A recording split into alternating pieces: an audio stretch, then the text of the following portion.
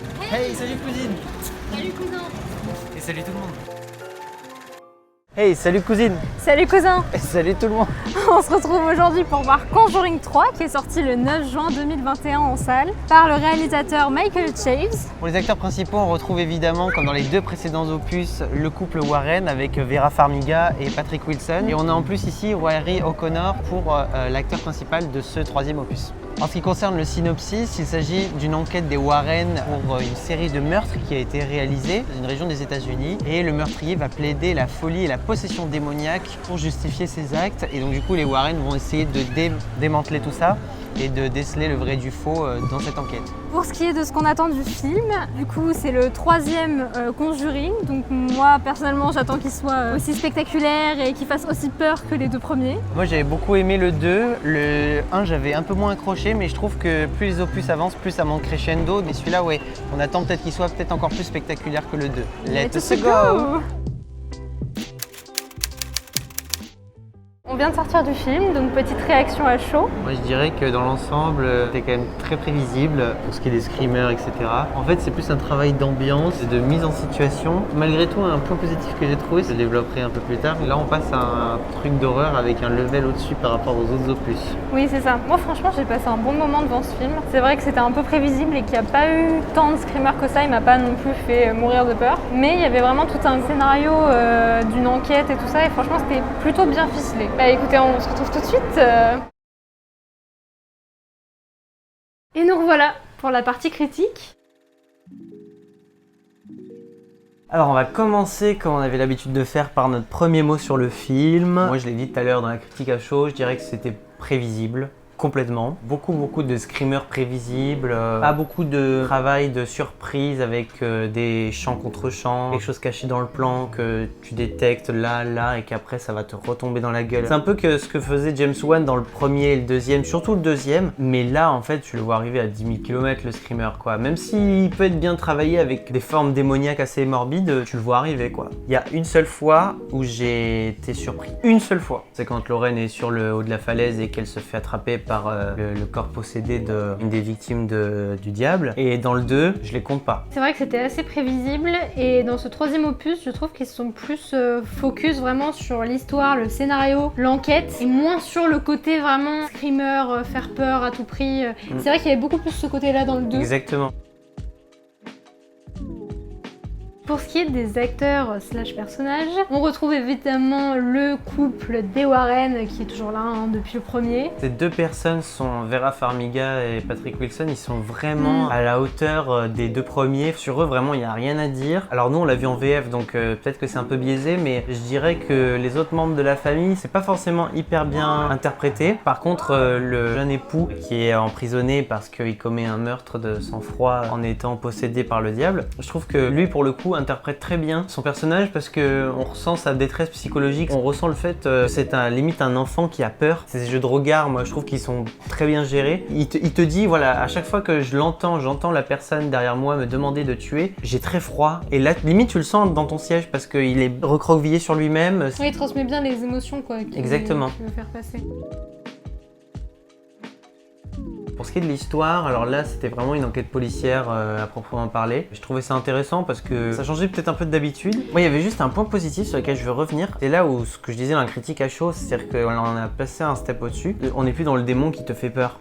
On n'est plus dans le démon qui te suggère. Il pourrait t'arriver des malheurs. Là c'est un démon qui tue, on le voit, on le sait, il est dangereux. Et à tout moment tout peut basculer. Et on sait que les Warren peuvent être en danger aussi. Oui, et puis il est là pour une raison vraiment claire et voilà. précise. Alors que dans les autres films, on se demande pourquoi il est là, exactement. Il possède, on sait pas trop pourquoi. Là, il y a vraiment une histoire de sorcière, de maléfice. Exactement. Il y a plusieurs fois où vraiment le diable, ou en tout cas le personnage qui invoque le diable, qui est un être humain, retourne Ed et Lauren les uns contre les autres. Et ça, je trouvais ça intéressant. Aussi le fait que Ed Warren soit malade au début parce que le démon lui a provoqué une crise cardiaque en fait. Oui. Pour le coup, c'est vrai que là, on se dit, parce que c'est un peu des figures, t'as l'impression qu'il peut rien leur arriver, qu'ils vont toujours sauver tout le monde, même si voilà, ça au final bon, ils restent en vie tous les deux. On les sent qu'ils sont plus fragiles en fait. Exactement. Dans ce troisième opus. Le film commence sur les chapeaux de roue, hein. Ça part dans tous les sens dès la première scène. Ah, c'est vraiment assez incroyable. Ils nous en mettent plein la vue une bonne fois pour toutes. C'est un peu ça que je reproche au film, c'est que ça commence très fort dès le début. Et après ça se calme beaucoup c'est par la très suite. calme. Ce que je trouve un peu dommage, parce que c'est mal amené, quand le grand demande au démon de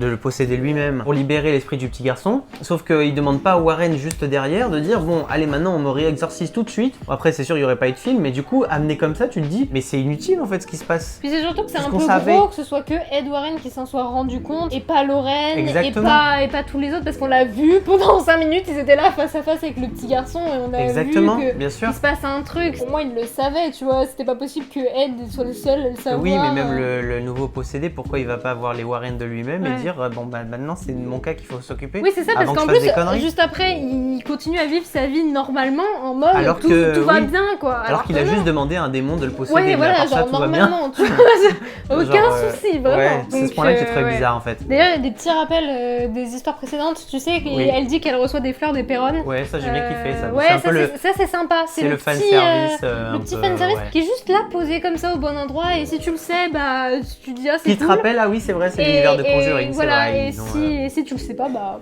Ou pareil à la fin dans la pièce où il dépose tous les objets. La fameuse pièce où on voit Annabelle. Moi il y a un truc que j'ai trouvé vachement dommage, qui m'a vachement déçue sur le coup, c'est quand l'avocate qui va s'occuper du cas de Arnie, ouais, c'est ça. Les Warren lui disent venez dîner à la maison, on va vous montrer que ce qu'on a fait et voilà quoi. C'est vrai. Et ça passe directement après en mode ça y est, elle les croit direct au procès quoi.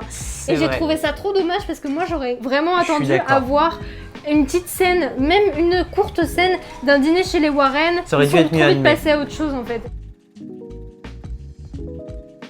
Alors j'ai un ou deux petits mots à dire sur la réalisation, parce que dans les films d'horreur c'est ce qui est le plus important, j'ai l'impression. Pour moi c'est pas au niveau de James Wan. On voit pratiquement rien, c'est trop sombre. On tout distingue le film, pas, c'est super sombre. On distingue pas bien les choses dans le noir. Je trouve qu'il y a des bonnes idées de réal. De toute façon quand tu réalises un film d'horreur je pense que tu dois être créatif quand tu montres tes monstres, tes démons, etc. J'ai trouvé que il y avait pas suffisamment de petits jeux à l'écran. On te prépare une situation, on te dit c'est maintenant, c'est le screamer, tu sais que ça va être le screamer, on te fait poireauter un peu et du coup on te le balance dans la gueule. C'est pas comme dans le 2 où tu t'attends à ce que ce soit le screamer. Ah bah en fait non. Ouais, il se passe rien et c'est après que ouais. Et tu te crois que la situation est retombée et puis en fait non, ça recontinue. Et ça je l'ai pas retrouvé dans celui-là. Oui c'est vrai que c'était plus facile. Franchement quelques tentatives au début comme tu dis, c'est prévisible, on s'y attendait vachement. C'est quand même assez soft au niveau des screamers, j'ai pas vraiment hurlé sur mon siège. Pas comme dans le 2 tu vois, mais dans le 2 il y avait vraiment des idées de réal mais hyper bien ficelées. James Wan il a je trouve une intelligence que ce réalisateur là n'avait pas, je trouve. C'est trop cliché à mon goût.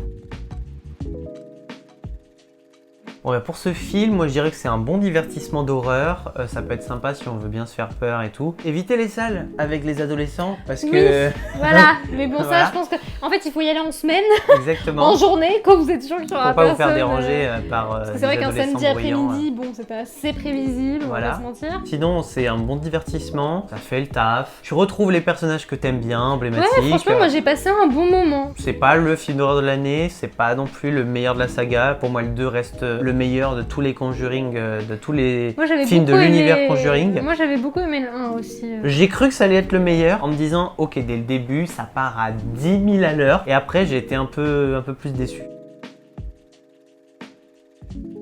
Bah moi pour toutes les raisons que j'ai évoquées juste avant, pour moi ce serait un 3 étoiles sur 5 pour ce film. Moi je mettrais à ce film quand même un 4 sur 5 parce que je trouve que ça reste quand même un bon film. J'ai vu des films d'horreur vraiment bien pires que ça, où il se passe rien et qui sont vraiment inintéressants. Pour le coup moi j'aime vraiment bien le côté du scénario qui voilà, nous amène vraiment quelque chose de plus intéressant. Au niveau de l'horreur on n'était peut-être pas au maximum, mais en tant que film en tout cas j'ai beaucoup aimé. Et voilà les amis, ça fait super plaisir de se retrouver pour Cinéjus après de longs mois de pause. On peut enfin reprendre puisque les cinémas ont rouvert. Ça fait plaisir. Ah, ça fait super longtemps, on n'a plus du tout l'habitude. Ça fait très bizarre. C'est la reprise, on reprend doucement. On espère que ça va pouvoir continuer normalement dans les mois à venir. Et puis on se dit au mois prochain pour un nouveau Cinéjus. À bientôt.